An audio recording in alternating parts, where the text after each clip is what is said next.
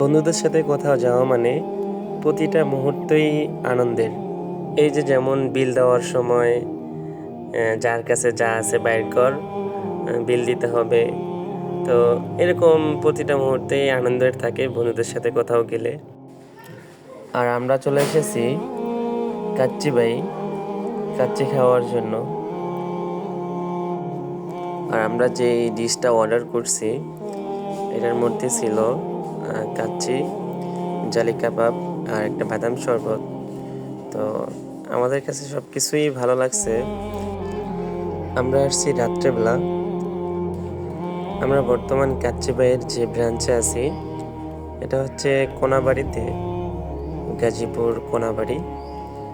তো আমরা রাত্রেবেলা আসছি, তারপর মোটামুটি অনেক ভিড় ছিল।